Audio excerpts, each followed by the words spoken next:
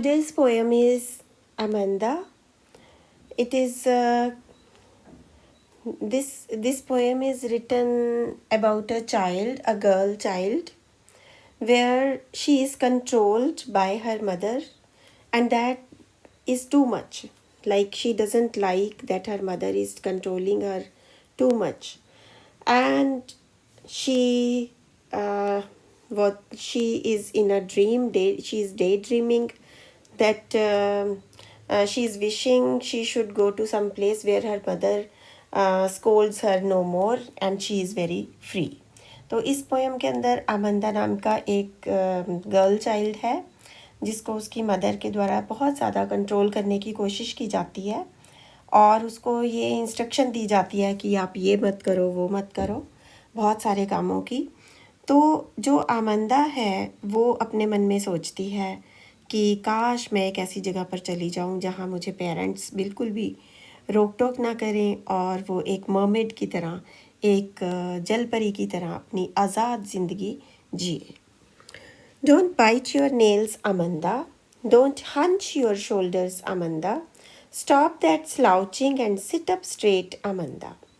ये कुछ बातें हैं जो उसकी मदर उसको कहती है कि अपने नेल्स मत काटो, बाइट मत करो, मुंह से मत काटो अपने नेल्स, अपने कंधों को झुकाओ मत, अपने स्लाउच मत करो यानी आगे की तरफ झुक के मत बैठो, सीधे बैठो अमंदा।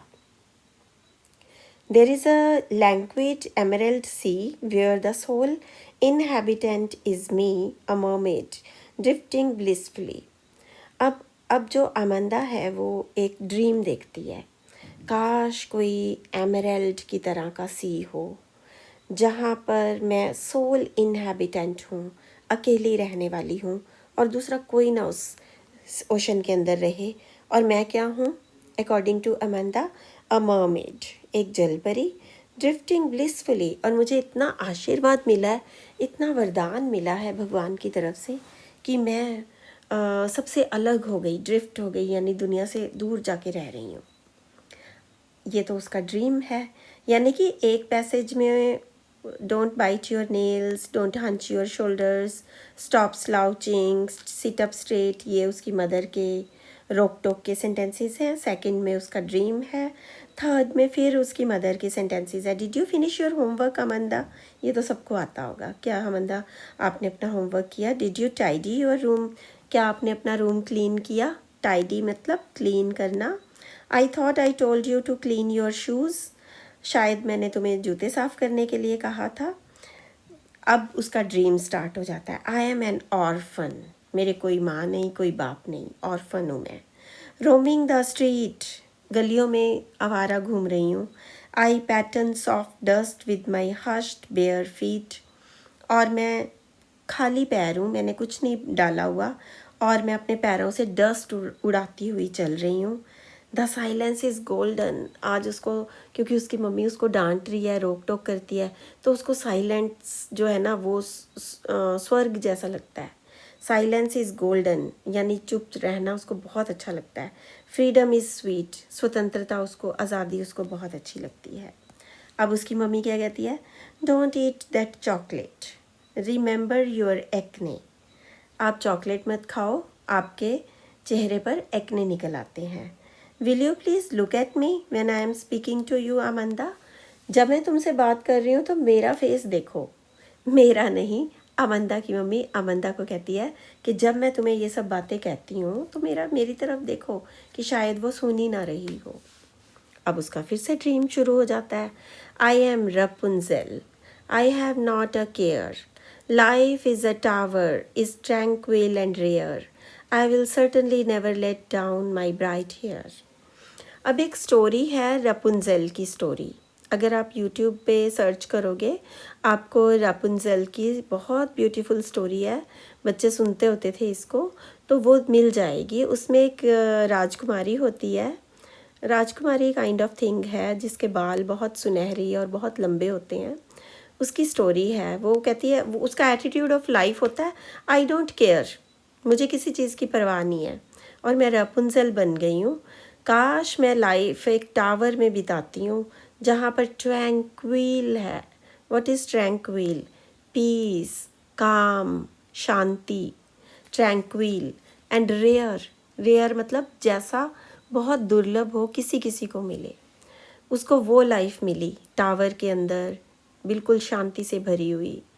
आई will certainly never let down my bright hair.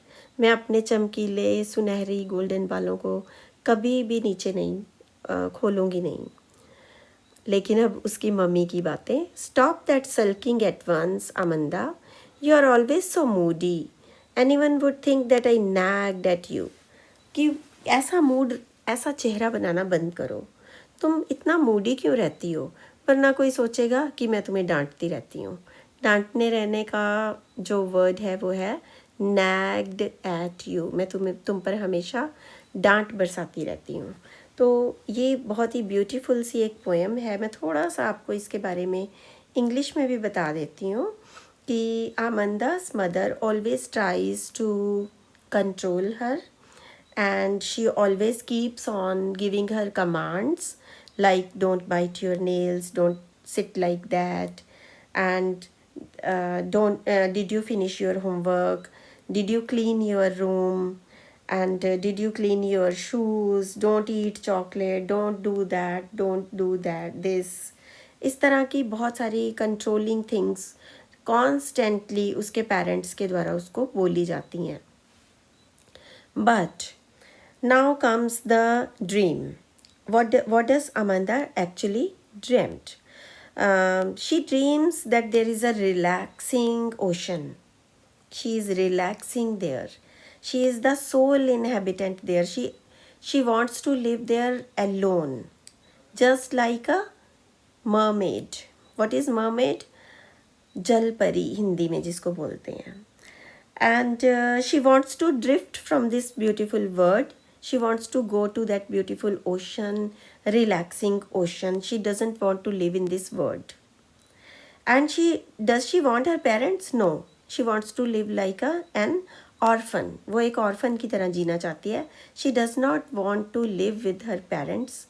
She wants to roam in the streets with freedom. She likes her freedom. Okay. And she likes silence.